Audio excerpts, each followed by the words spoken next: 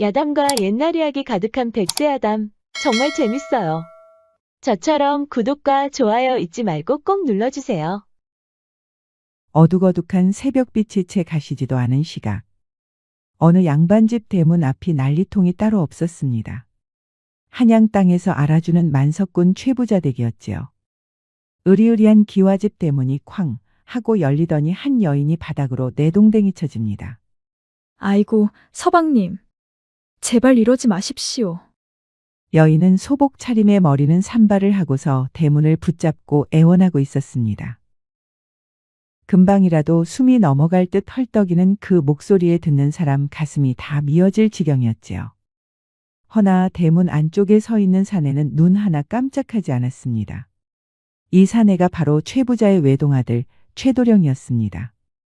그는 갓도 쓰지 않은 헝클어진 머리칼을 쓸어 넘기며 싸늘한 눈빛으로 여인을 내려다보았지요. 내가 마음에 들지 않는다고 몇 번을 말해야 알아듣겠느냐. 당장 썩 꺼지거라. 서방님, 이 야밤에 제가 갈 곳이 어디 있다고 이러십니까? 제발 한 번만 거두어 주십시오. 듣기 싫다. 내 눈앞에서 당장 치우라고 하지 않았느냐. 최도령은 매몰차게 대문을 닫아 걸었습니다. 쾅 하는 둔탁한 소리가 새벽 공기를 갈랐지요. 여인은 굳게 닫힌 대문 앞에 주저앉아 땅을 치며 통곡했습니다.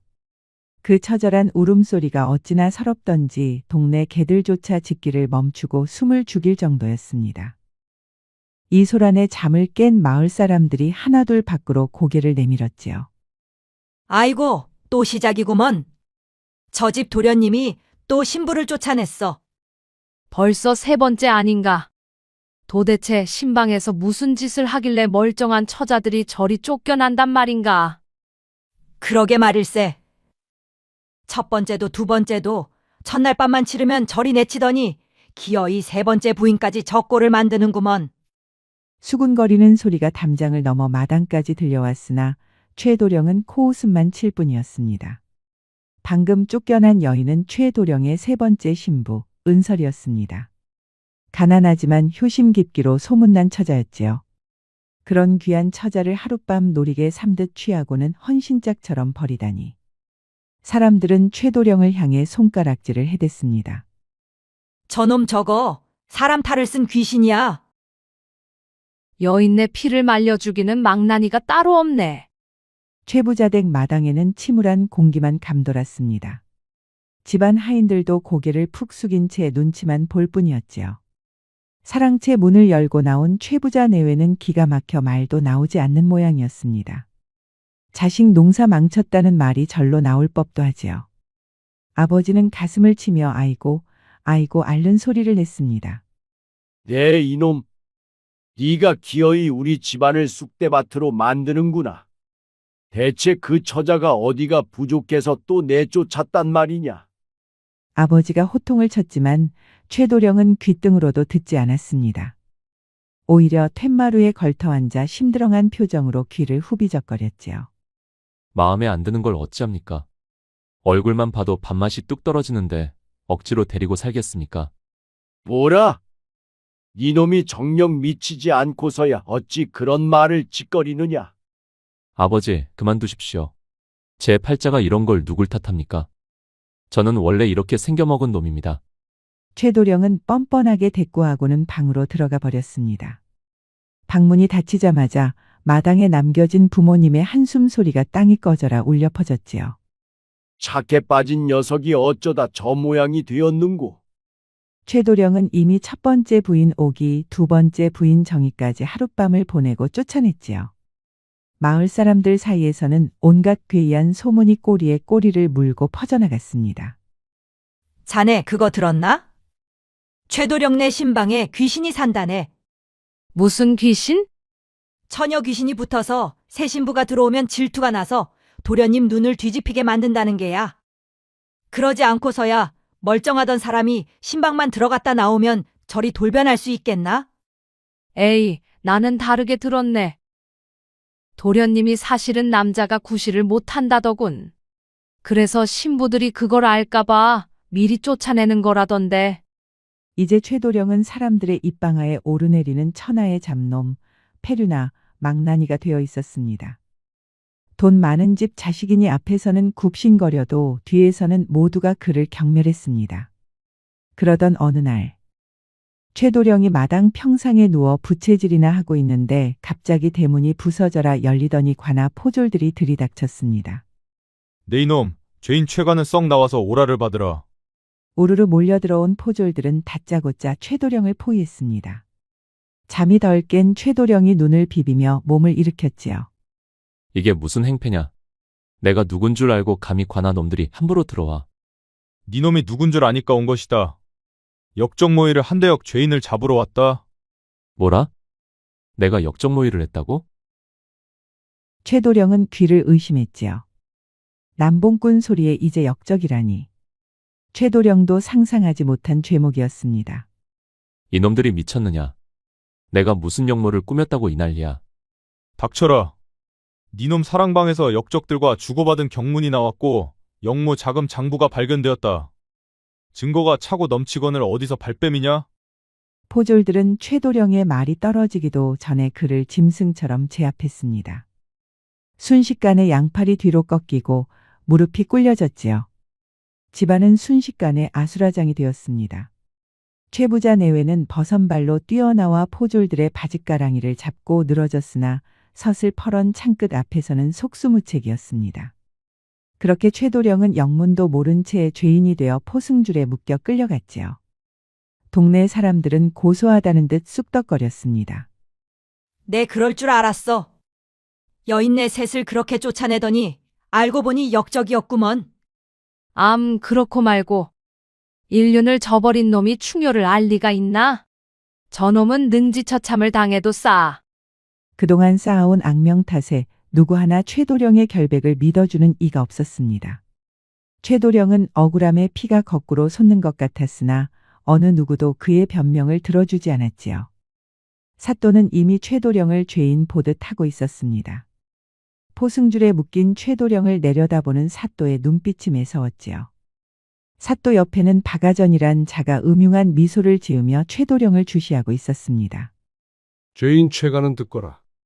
니놈이 역적의 무리와 내통하여 도성 내에 불을 지르고 거를 침범하려 했다는 보고가 들어왔다. 니놈의 사랑방에서 나온 이 경문이 그 증거다. 이래도 부인하겠느냐? 사또가 증거물을 바닥에 내던지며 호통쳤습니다. 최도령은 억울함에 몸부림쳤지요. 사또나리. 억울합니다. 제가 3번이나 장가를 갔다고 이런 누명을 씌우다니요. 저는 나라를 팔아먹을 배짱은 없는 놈입니다. 저 경문은 누군가 제 방에 몰래 둔 것입니다. 허허, 저놈이 아직도 정신을 못 차렸구나. 니놈이 여인 셋을 줄줄이 내쫓을 때부터 알아봤다. 사람의 탈을 쓰고 어찌 그런 패륜을 저지르겠느냐? 필시 마음속에 흉악한 짐승이 들어앉았으니 역모 또한 꾸미고도 남을 놈이다. 아닙니다. 정말 아닙니다. 하지만 이제 와서 진실을 말한들 누가 믿어줄까요? 이미 세상은 그를 천하의 대역죄인으로 낙인 찍어버렸습니다. 밤새 옥에 갇힌 최도령은 다시 마당으로 끌려 나왔습니다. 관아 마당에는 망나니 최도령의 최후를 지켜보려는 백성들로 발 디딜 틈이 없었지요. 사또는 근엄한 표정으로 판결문을 펼쳐들었습니다. 죄인 최가는 끝까지 죄를 부인하고 있으나 증거가 명백하고 그 죄질이 실로중하다. 이에 본관은 죄인에게 참수형을 언도하느니. 사또의 입에서 참수형이라는 말이 떨어지려는 찰나였습니다. 관아 입구 쪽에서 왁자지껄한 소란이 일어났지요. 비키시오. 길을 비키시오. 웬 여인들의 목소리가 들려왔습니다. 구경꾼들이 웅성거리며 길을 터주기 시작했습니다. 사또도 포졸들도 그리고 포승줄에 묶여있던 최도령도 고개를 돌려 입구를 바라보았습니다. 저게 누구야? 세상에, 저 여자들은 설마? 사람들의 입이 떡 벌어졌습니다. 먼지를 일으키며 당당하게 걸어 들어오는 3명의 여인. 그들은 다름 아닌 최도령에게 쫓겨났던 3명의 신부들이었습니다. 첫 번째 신부 오기가 입술을 꽉 깨물고 서 있었고 그 옆에는 두 번째 신부 정희가 비장한 표정으로 서 있었습니다. 그리고 마지막으로 바로 어제 새벽에 쫓겨났던 세 번째 신부 은설이까지. 세 여인은 서로의 손을 단단히 맞잡고 있었습니다. 마치 죽음도 갈라놓을 수 없는 혈맹이라도 맺은 듯 결의에 찬 눈빛이 예사롭지 않았지요. 이게 무슨 병고냐? 죄인을 처단하려는 신성한 재판장에 감히 계집들이 난입하다니. 사또가 당황하여 소리쳤지만 새 여인은 눈 하나 깜짝하지 않았습니다. 오히려 오기가 앞으로 나서며 쩌렁쩌렁한 목소리로 외쳤습니다. 사또 나리. 형 집행을 멈추십시오. 도련님은 죄가 없습니다. 무엇이라? 니년들은 최가 놈에게 소방 맞고 쫓겨난 여인들이 아니더냐? 원한을 갚으러 온 것이 아니라 죄가 없다는 말을 하러 온 것이냐? 이게 무슨 해괴한 소리냐? 원한이라니요. 가당치 않습니다. 도련님은 저희를 버리신 게 아니라 살리신 분입니다. 우리가 바로 그 증자입니다. 새 여인의 외침이 관아 마당을 뒤흔들었습니다. 구경꾼들은 웅성거림을 멈추고 쥐 죽은 듯 조용해졌지요. 포승줄에 묶인 최도령은 멍하니 그녀들을 바라보았습니다. 최도령도 이게 무슨 일인가 하고 당황한 눈치였지요. 새 여인은 최도령을 향해 따뜻한 눈빛을 보냈습니다. 대체 이게 어찌된 일일까요? 도대체 최도령의 신방 안에서 무슨 일이 있었기에 쫓겨난 여인들이 이리도 목숨 걸고 찾아온 것일까요? 지금 바로 첫째 부인 오기의 사연부터 들어가 보겠습니다. 지금으로부터 1년 전 최도령이 첫 번째 장가를 들던 날이었습니다. 신부는 이웃 마을에서 곱기로 소문난 김진사 댁의 셋째 딸 오기였습니다. 연지곤지 찍고 족두리 쓴 모습이 어찌나 고운지 사람들은 선녀가 강림했다며 입을 모아 칭찬했습니다. 하지만 화려한 혼례식이 끝나고 모두가 물러간 깊은 밤. 신방 안의 공기는 바깥과는 사뭇 달랐습니다. 촛불 하나가 일렁이는 방 안에는 무거운 침묵만이 감돌고 있었지요. 최도령은 조심스럽게 신부에게 다가갔습니다. 그렇게 손꼽아 기다리던 신부와의 첫 신혼밤이었으니까요. 부인, 밤이 깊었소. 긴장이 많이 되시는가 보구려. 최도령의 목소리는 다정했습니다. 허나 신부 오기는 대답이 없었지요. 다소곳이 고개를 숙이고 앉아 있는데 어깨가 들썩일 정도로 사시나무 떨듯 떨고 있었습니다. 최도령은 그저 수줍음이 많아 그러려니 생각했습니다. 이리 고개를 좀 들어보시오. 내 부인의 고운 얼굴을 좀 더 자세히 보고 싶소만. 최도령이 손을 뻗어 오기의 손을 살포시 잡으려 했습니다. 그 순간 오기는 불에라도 데인 것처럼 놀라서 뒤로 물러서는 것이었습니다. 왜 그러시오? 내가 그리도 무섭소? 아닙니다. 그저 송구하옵니다, 서방님. 오기가 기어들어가는 목소리로 대답하며 슬그머니 앞으로 다가왔습니다. 최도령은 멋쩍게 웃으며 그녀의 손을 잡았지요. 그런데 그녀의 가녀린 손가락 끝을 만지던 최도령의 미간이 살짝 찌푸려졌습니다. 새하얀 손가락 끝에 씻어도 지워지지 않은 거뭇한 자국이 남아있었기 때문이었지요. 이게 무엇이오? 손에 먹물이 묻었구려. 최도령의 물음에 오기는 황급히 손을 빼내려 했으나 최도령은 놓아주지 않았습니다. 오기의 검지 손가락에 깊게 베어든 그 먹물 자국을 뚫어지게 바라보았지요. 부인, 이 자국 혹시 문서에 지장을 찍은 것이오? 최도령의 목소리가 낮게 가라앉았습니다. 최도령의 머릿속에 아주 오래전 기억 하나가 스쳐 지나갔지요. 코올릭의 어린 시절 친형제처럼 지내던 몸종 돌쇠였습니다. 어느 날 갑자기 돌쇠가 집을 떠나게 되었는데 그때 돌쇠의 손가락에도 이와 비슷한 시커먼 먹물 자국이 묻어 있었지요. 도련님, 저는 갑니다요. 부디 강건하십시오. 울면서 끌려가던 돌쇠. 알고 보니 흉년으로 집안이 망해 돌쇠가 자신의 몸을 다른 집의 노비로 팔아넘기는 문서에 지장을 찍었던 것입니다. 최도령은 어린 마음에 큰 충격을 받았습니다. 사람을 돈으로 사고 파는 비정한 현실이 믿기지 않았지요. 그런데 지금 곱게 단장한 새 신부의 손에서 그 끔찍한 기억의 조각을 발견한 것입니다. 말해보시오. 이게 무슨 자국이오?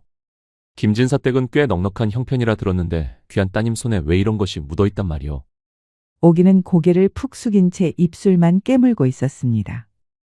눈에서 닭똥 같은 눈물이 뚝뚝 떨어져 치맛자락을 적셨지요. 어서 말을 해보시오. 어찌 부인 손에 이런 것이 묻어있단 말이오? 최도령이 재차 물어보자 오기는 기어이 참았던 울음을 터뜨리며 입을 열었습니다. 사실은 제 아비가 진 빚 때문입니다.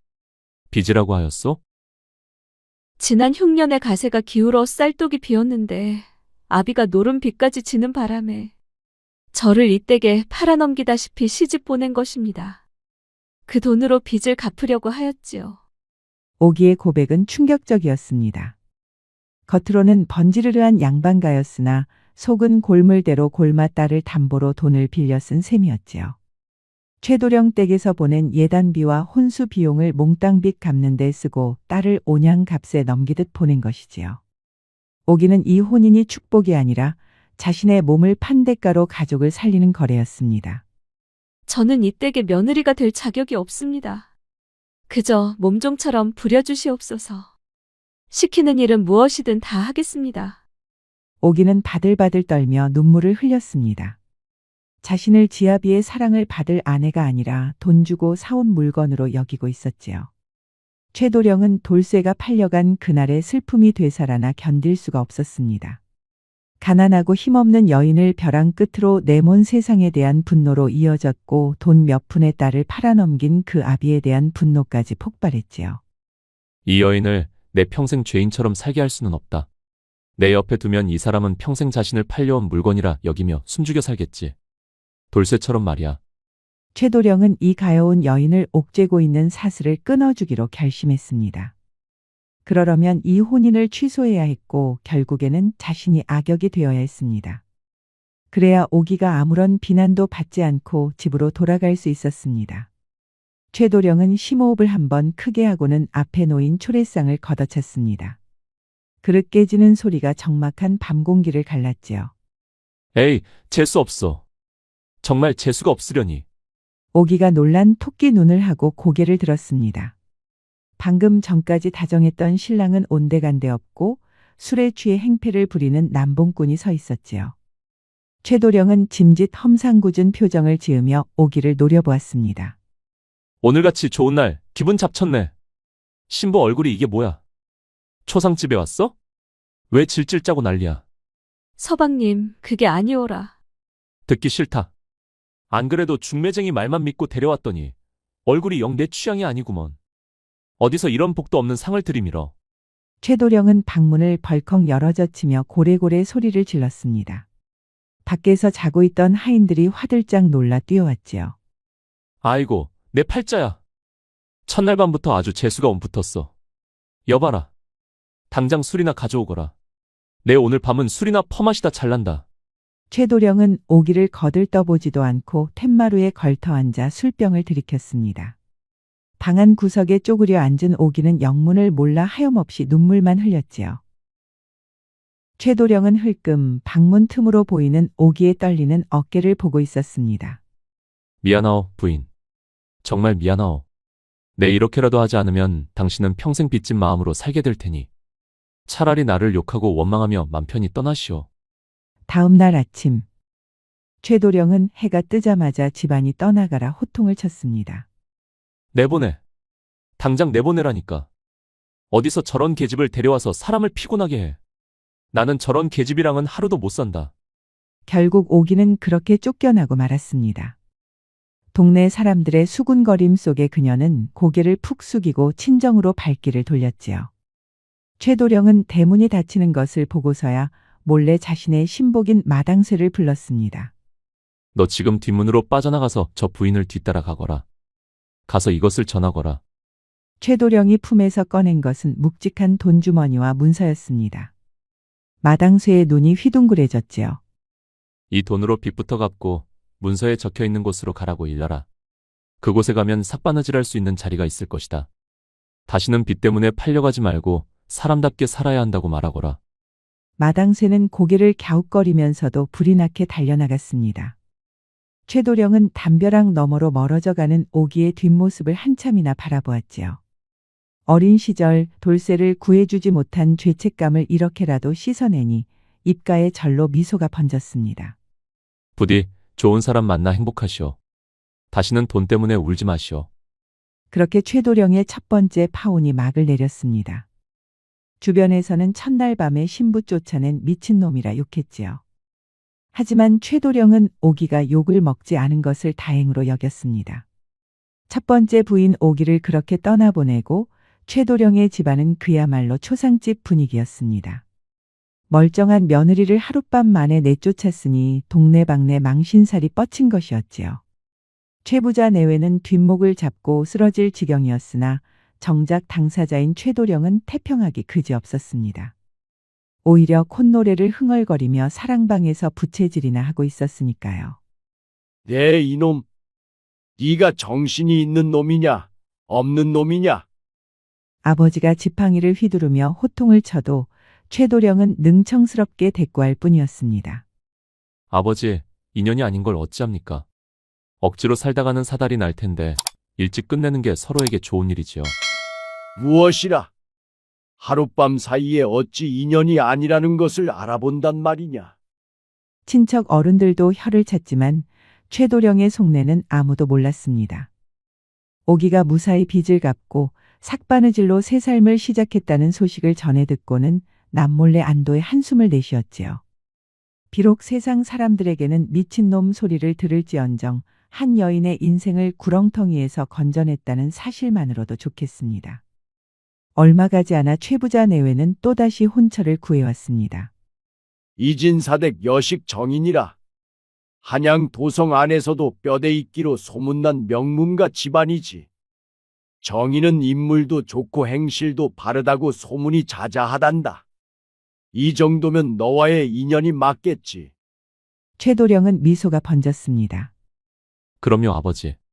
진작에 그렇게 고운 처자와 만나게 해주셔야지요. 선행을 베푼 덕분일까요? 최도령은 정희와의 혼인식만 기다리고 있었습니다. 혼례식이 끝나고 최도령이 신방에 들어섰습니다. 헌데 신방의 공기가 예사롭지 않았지요. 마치 한겨울 서리발이 내린 듯 차갑고 날카로운 기운이 감돌고 있었습니다. 부인, 나왔소. 최도령이 인기척을 냈지만 신부 정희는 미동도 하지 않았습니다. 고개를 푹 숙인 채 앉아있는 그녀의 어깨가 딱딱하게 굳어 있었지요.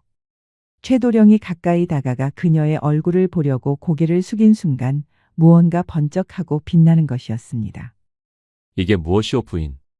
최도령이 화들짝 놀라 뒤로 물러섰습니다. 정희의 손에 들려있는 것은 날카롭게 갈린 비녀였지요. 오지 마십시오. 한 발자국만 더 다가오시면 이 자리에서 바로 자결할 것입니다. 정희의 목소리는 떨리고 있었지만 그 말에는 서슬퍼런 도끼가 서려 있었습니다. 부인, 진정하시오. 내 잡아먹으러 온 것도 아닌데 어찌하여 비녀를 들고 그러시오. 말로 합시다. 최도령이 손을 들어 달래려 했지만 정희는 비녀를 쥔 손에 더욱 힘을 주었습니다. 하얀 목덜미에 붉은 생채기가 날 정도였지요. 저는 도련님의 부인이 될 수 없는 몸입니다. 정조를 잃은 여인이 어찌 다른 사내를 모시겠습니까? 오늘 이 자리에서 깨끗이 죽어 지조를 지키겠습니다. 방금 정조를 잃었다고 하였소? 무슨 말씀인지 설명해 주시오. 최도령의 물음에 정희는 입술을 깨물며 눈물을 뚝뚝 흘렸습니다. 그리고는 품속에서 낡은 헝겊 보자기를 꺼내 바닥에 내려놓았지요. 최도령이 조심스레 보자기를 풀어보니 그 안에는 투박한 나무 가락지 하나와 꼬깃꼬깃한 서찰 한 통이 들어있었습니다. 서찰을 펼쳐든 최도령은 글을 읽어 내려가다 말고 긴 한숨을 내쉬었습니다. 연모합니다, 아기씨. 이놈이 천한 신분이라 감히 넘볼 수 없으나 제 마음만은 변치 않을 것입니다. 삐뚤빼뚤한 글씨로 적힌 사내의 연서였습니다. 최도령은 그제야 사태를 파악하였지요. 이 서찰의 주인이 누구시오? 제 집안의 머슴인 은석입니다. 머슴이라고 하였소? 양반과 규수가 머슴과 정을 통했단 말이오? 최도령의 목소리가 커지자 정희는 결국 오열하고 말았지요. 죽을 죄를 지었습니다.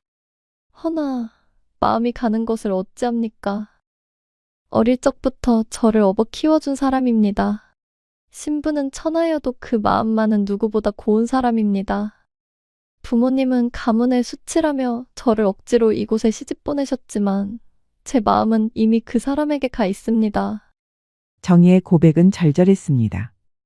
부모의 강요로 억지로 혼례를 치렀으나 마음은 정인에게 가 있으니 차라리 죽음으로 사랑을 지키겠다는 것이었지요.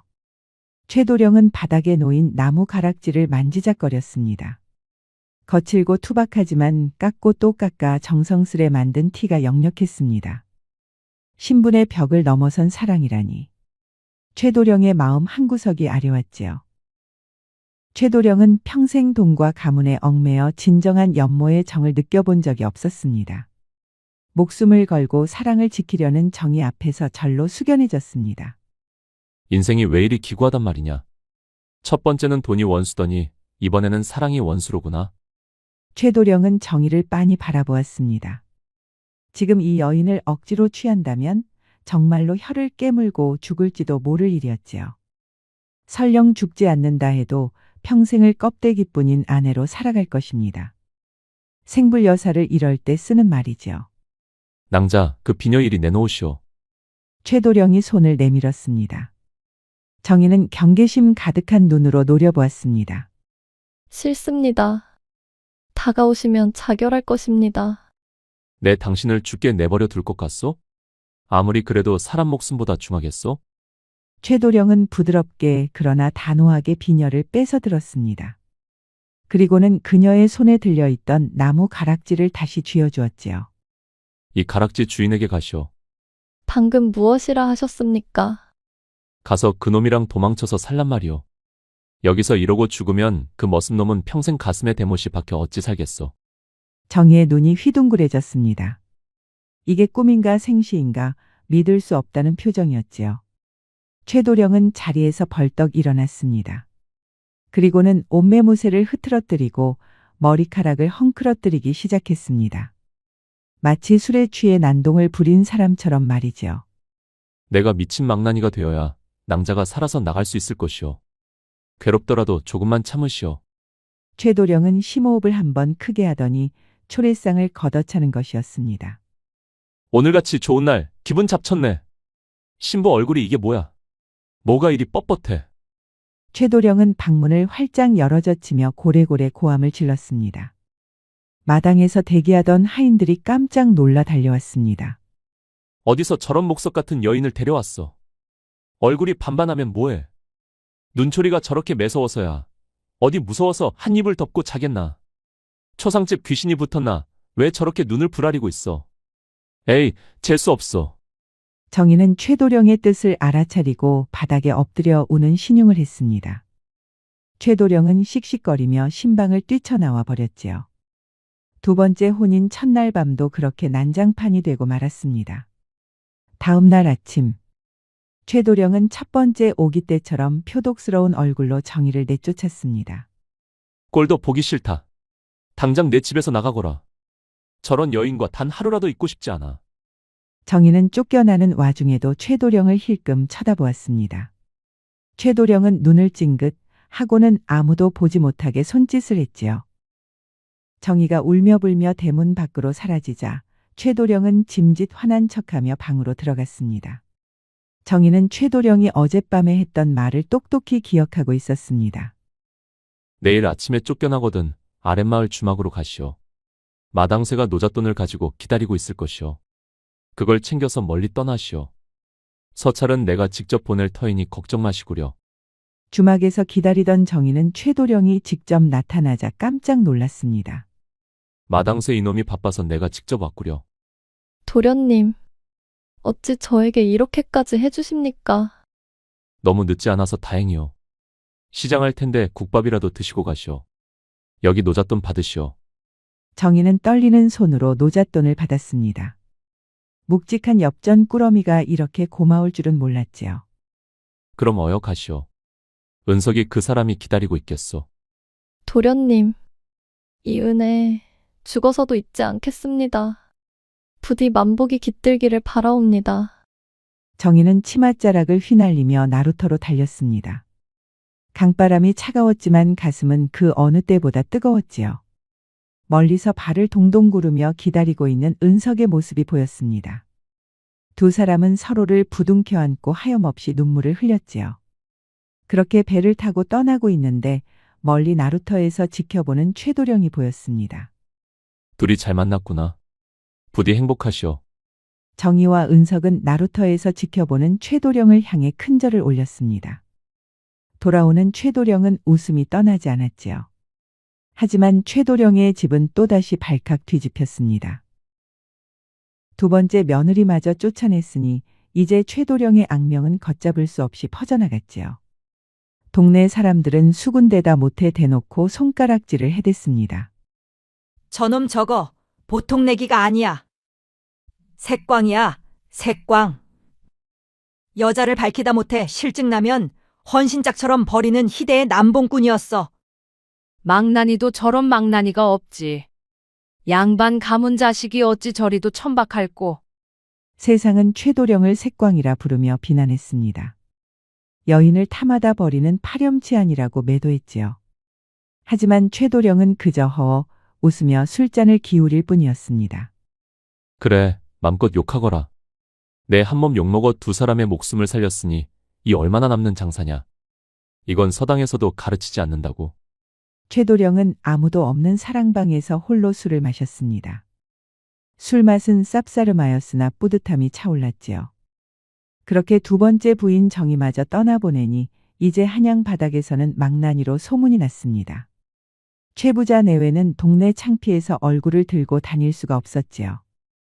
하지만 그래도 만석군 아버지의 명성이 있어 또 다른 혼처가 들어왔지요. 이번이 마지막이니라. 이번에도 내쫓으면 너도 나도 혀 깨물고 죽자꾸나. 이번에는 몰락한 양반가의 여식 은설이라는 처자였습니다. 가세가 기울어 끼니를 걱정할 정도로 가난했지만 그 효심만큼은 하늘을 찌른다고 소문난 효녀였지요. 최도령은 내심 의아했습니다. 내 소문을 다 들었을 텐데. 하룻밤 만에 소방 맞고 쫓겨난 여인이 벌써 2명인데.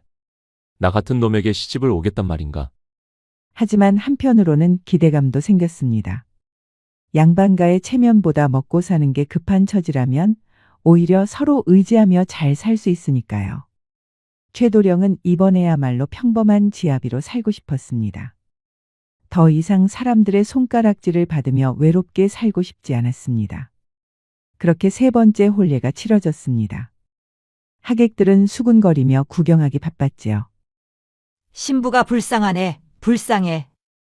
또 하루 만에 쫓겨날 게 불보듯 뻔한데. 아무리 돈이 급해도 저런 망나니 놈한테 시집을 가다니. 비아냥거리는 소리가 들려왔지만 최도령은 애써 무시했지요. 그렇게 어둠이 내리고 다시 신방에 불이 켜졌습니다. 최도령은 떨리는 마음으로 방문을 열었지요. 방 안에는 단아한 모습의 은설이 앉아 있었습니다. 화려하진 않지만 수수한 매력이 있는 여인이었습니다. 최도령은 조심스럽게 다가가 앉았지요. 부인, 나왔소. 긴장하지 마시오. 내 밖에서는 망나니 소리를 듣지만 부인에게만은 다정하고 싶소. 최도령은 진심을 담아 말을 건넸습니다. 그런데 은설의 반응이 뜻밖이었습니다. 최도령의 말이 끝나기가 무섭게 자리에서 일어나더니 바닥에 넙죽 엎드려 큰 절을 올리는 것이었습니다. 서방님, 죽을 죄를 지었습니다. 무슨 말이오, 부인? 죽을 죄라고 하였소? 은설은 고개를 들지 못한 채 바들바들 떨며 말을 이었습니다. 저를 내치셔도 좋습니다. 아니, 내일 날이 밝으면 저를 쫓아내실 줄 알고 있습니다. 하오나 서방님, 제발 부탁드립니다. 저에게 딱 한 양만, 약값 한 양만 적선해 주십시오. 한 양이라니? 그게 무슨 소리여? 은설의 눈에서는 굵은 눈물방울이 뚝뚝 떨어져 방바닥을 적셨습니다. 사실은 어머니가 병석에 누운 지 오래되었습니다. 의원 말로는 당장 약을 쓰지 않으면 며칠을 넘기기 힘들다 하였습니다.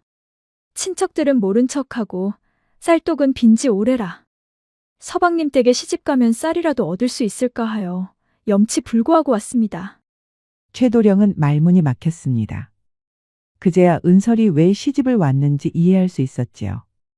자신이 소방 맞을 것을 뻔히 알면서도 죽어가는 어머니 약값을 구하기 위해 제 발로 호랑이 굴에 들어온 것이었습니다. 은설은 계속해서 애원했지요. 제 몸은 어찌 되어도 좋습니다. 소방 맞은 여인이라 손가락질 받아도 좋습니다. 그저 어미 약 한 첩만 지어드릴 수 있게 약만 주시면 그 은혜 평생 잊지 않고 살겠습니다. 은설의 절박한 목소리에 최도령의 가슴이 먹먹해졌습니다. 자신은 부모님 가슴에 대못만 받고 사는 불효자인데 이 여인은 자신의 인생을 걸고 부모를 살리려 하고 있었습니다. 허허, 내 팔자야. 돈에, 사랑에, 이번에는 효심이네. 아무래도 이번 생에 혼인은 불가한 모양일세. 최도령은 은설을 빤히 바라보았습니다. 지금 이 여인을 아내로 맞이하여 곁에 둔다면 어찌 될까? 최부자댁 며느리가 되면 끼니 걱정은 없겠지요. 하지만 병든 친정어머니는 어찌할까요? 출가외인이 된 몸으로 시집살이하며 병든 친정어머니를 수발들 수는 없는 노릇이었습니다. 더구나 깐깐하신 부모님이 며느리가 친정을 챙기는 것을 두고 볼 리도 없었지요. 몸은 편할지언정 마음은 병들어가는 어머니 생각에 까맣게 타들어갈 것이 뻔했습니다. 무엇보다 어머니를 위해 사랑하지도 않는 남자와 살라는 건 정말 비극적인 일이었습니다. 최도령은 다시 결심했습니다. 은설이 어머니 곁으로 돌아가 마지막까지 효도를 다할 수 있게 해주는 것. 그것이 자신이 베풀 수 있는 마지막 배려라 생각했습니다. 그리고 그러기 위해서는 또다시 자신이 천하의 몹쓸 놈이 되어야 했지요. 부인, 고개를 드시오. 최도령의 목소리가 싸늘하게 변했습니다.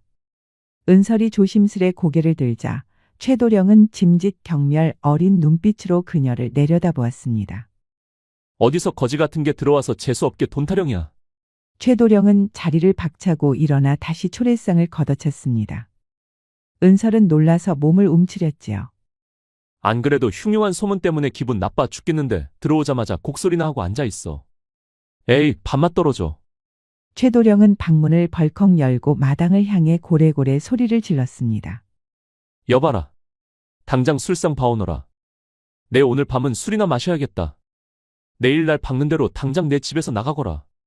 꼴도 보기 싫으니. 최도령은 뒤도 돌아보지 않고 툇마루로 나가버렸습니다. 은설은 방 안에 홀로 남겨져 소리 죽여 울었지요. 모든 것이 자신의 불찰이라 여겼습니다. 그리고 새벽빛이 채 가시지도 않은 시각. 은설은 대문 밖으로 내동댕이 쳐졌고 최도령은 매몰차게 문을 닫아 걸었지요. 내가 마음에 들지 않는다고 몇 번을 말해야 알아듣겠느냐. 대문이 닫히는 쾅 소리와 함께 은설은 절망에 빠져 통곡했습니다. 약값은커녕 소방 맞은 여인이 되어 쫓겨났으니 이제 어미를 어찌 살려야 할까요? 그때 대문이 살며시 열리더니 마당쇠가 고개를 쑥 내밀었습니다. 마당쇠가 주위를 두리번거리더니 은설에게 재빨리 다가와 보찜 하나를 안겨주었습니다. 이게 무엇입니까? 은설이 떨리는 손으로 보찜을 열어보니 그 안에는 묵직한 엽전 꾸러미와 약재 그리고 한 장의 편지가 들어있었습니다. 이 돈으로 어머니 약을 지어드리시오. 장터 뒤편에 조그만 집을 하나 마련해 두었으니 잘 모시고 사시오. 당분간 먹을 쌀과 반찬거리도 그 집에 들여놓았소. 효도하며 잘 사시오. 똑똑히 기억하시오. 낭자는 그저 아무런 죄도 없이 쫓겨난 것뿐이오. 은설은 그제야 최도령의 진심을 이해하고 대문을 향해 큰 절을 올렸습니다. 눈물이 앞을 가려 대문이 흐릿하게 보였지요. 도련님, 이 미천한 것을 살려주셨군요. 제 어머니를 살려주신 이 은혜 절대 잊지 않겠습니다. 은설은 가슴에 보찜을 꼭 껴안고 일어섰습니다. 대문 너머에 있을 최도령을 향해 마음속으로 수천 번, 수만 번 감사의 인사를 올렸습니다. 그렇게 세 번째 신부 은설마저 떠나보내고 최도령은 이제 철저히 혼자가 되었습니다. 집안에서는 내놓은 자식이 되었고 밖에서는 천하의 페류나가 되었지요. 사랑방에 홀로 앉아 술잔을 기울이는 최도령의 그림자가 촛불에 길게 드리워졌습니다. 이제 난 끝났구나. 차라리 잘 되었다. 누구에게도 상처 주지 않고 나 혼자 욕먹고 사는 것이 차라리 낫다. 최도령은 쓴웃음을 지으며 술을 삼켰습니다. 비록 세상은 그를 손가락질했지만 마음속 깊은 곳에는 새 여인을 살렸다는 따스한 불씨가 남아 있었습니다. 그렇게 온갖 비난을 받던 최도령이 이제는 역적이라는 이유로 관아에 끌려왔습니다. 그리고 소방맞은 3명의 여인이 최도령을 구하고자 나타난 것이지요. 첫 번째 부인 옥이, 두 번째 부인 정이, 세 번째 부인 은설이까지. 서로 손을 꼭 잡은 세 여인의 눈빛에는 두려움이라곤 찾아볼 수가 없었습니다. 형 집행을 멈추십시오. 도련님은 죄가 없습니다. 오기의 외침에 관하 마당은 찬물을 끼얹은 듯 조용해졌습니다. 사또는 기가 막혀서 웃음을 지었지요.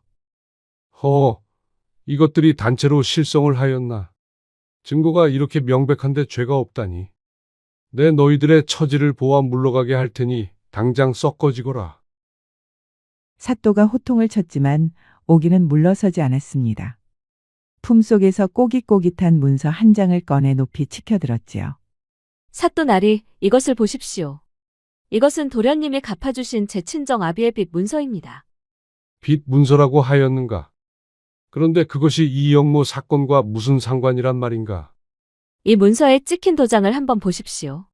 돈을 빌려준 주인이 누구인지 똑똑히 보십시오. 사또가 눈짓을 하자 이방이 문서를 받아 사또에게 건넸습니다.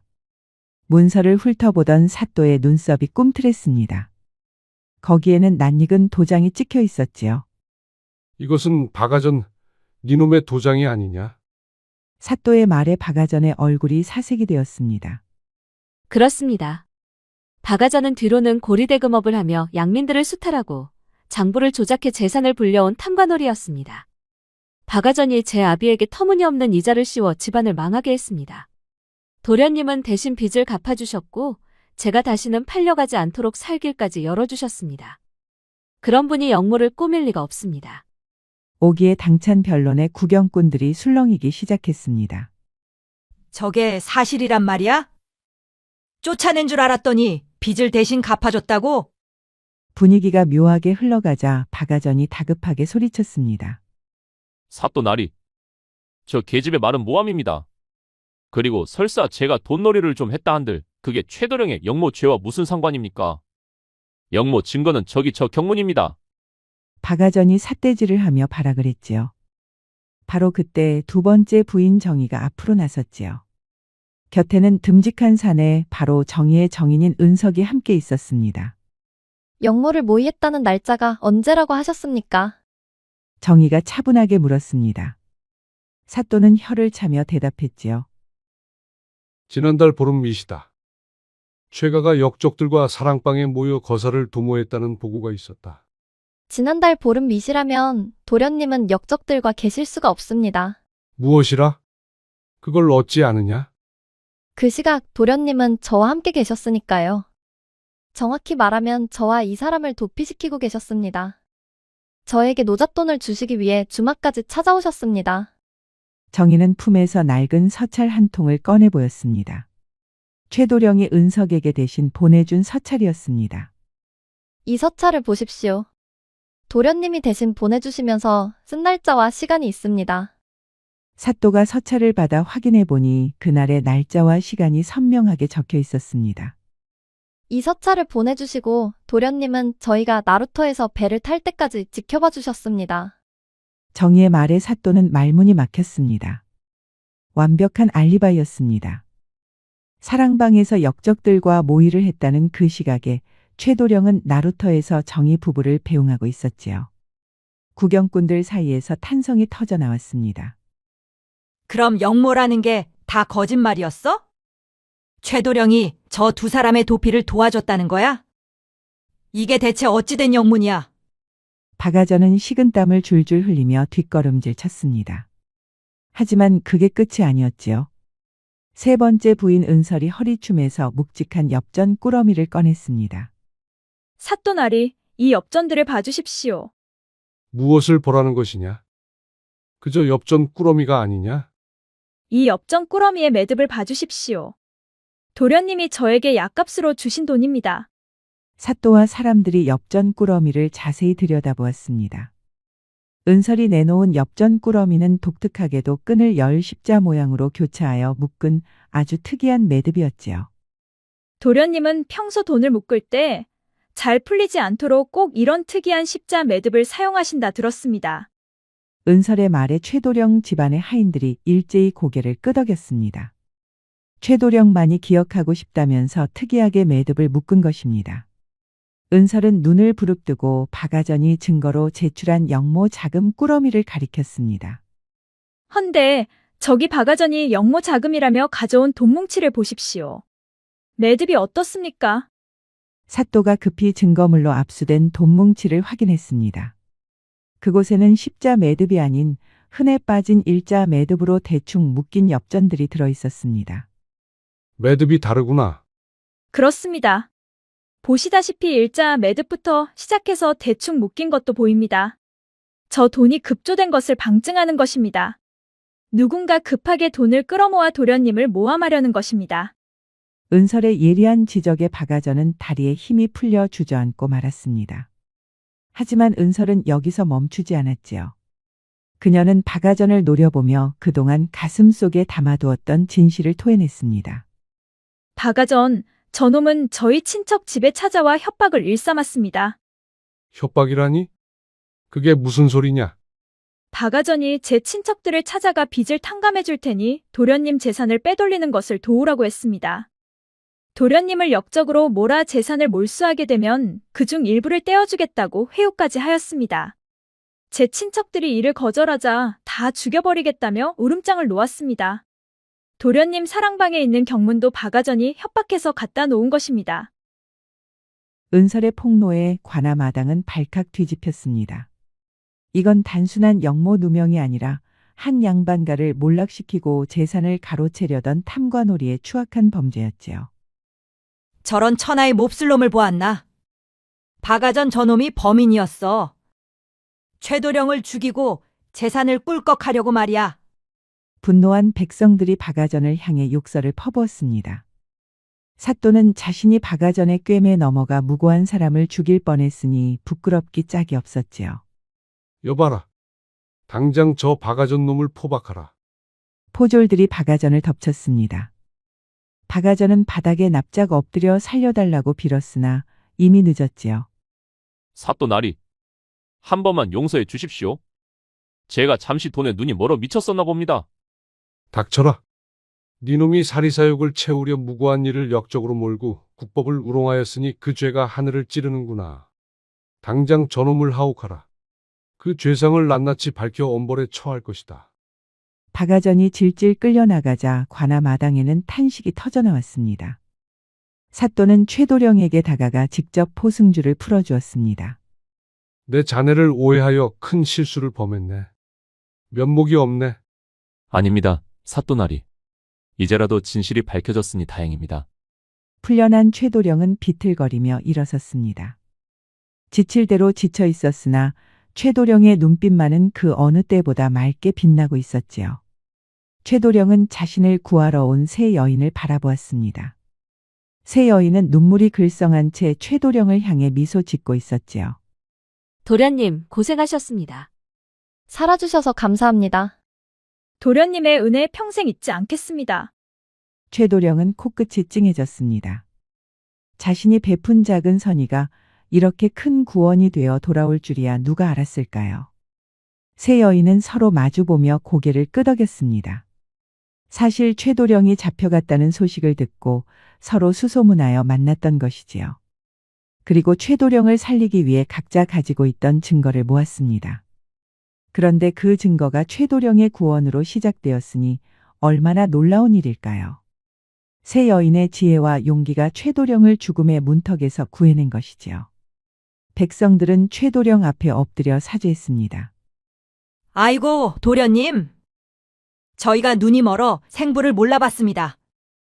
죽을 죄를 지었습니다. 아니요, 내 탓이요. 내가 처신을 잘못하여 벌어진 일이니 고개를 드시오. 최도령은 사람 좋은 웃음을 지으며 백성들을 일으켜 세웠습니다. 이 훈훈한 광경을 지켜보던 사또와 포졸들도 모두 눈시울을 붉혔지요. 최도령은 자신을 애워싼 인파를 해치고 새 여인에게 다가갔습니다. 새 여인은 서로의 손을 꼭 잡은 채 감격에 겨운 눈빛으로 최도령을 바라보고 있었지요. 낭자들이 정말 고생 많았소. 나 때문에 험한 꼴을 당할 뻔했구려. 최도령의 말에 맏언니 격인 오기가 눈물을 훔치며 대답했습니다. 도련님, 당치도 않습니다. 도련님이 아니었으면 저희는 이미 이 세상 사람이 아니었을 것입니다. 맞습니다. 도련님이 저희를 살리셨는데 저희가 어찌 가만히 있을 수 있겠습니까? 정희가 거들자 막내 은설도 눈을 반짝이며 입을 열었습니다.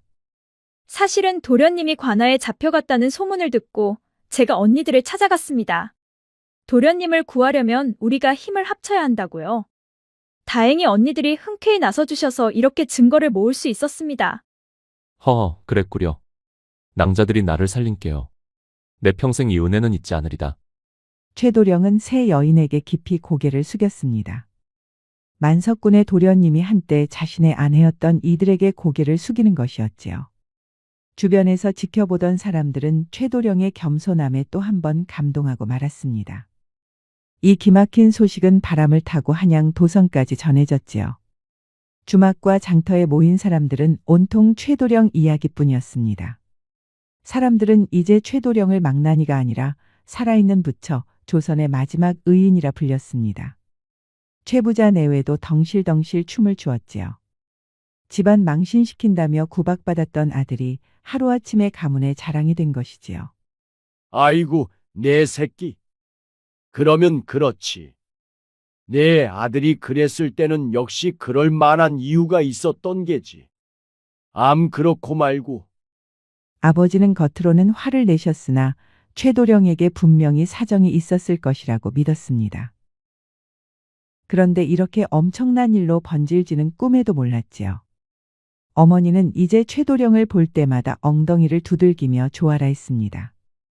이제 최도령의 이야기는 궁궐에도 전해졌습니다. 정사를 돌보던 임금은 내관을 통해 최도령의 이야기를 전해들었지요.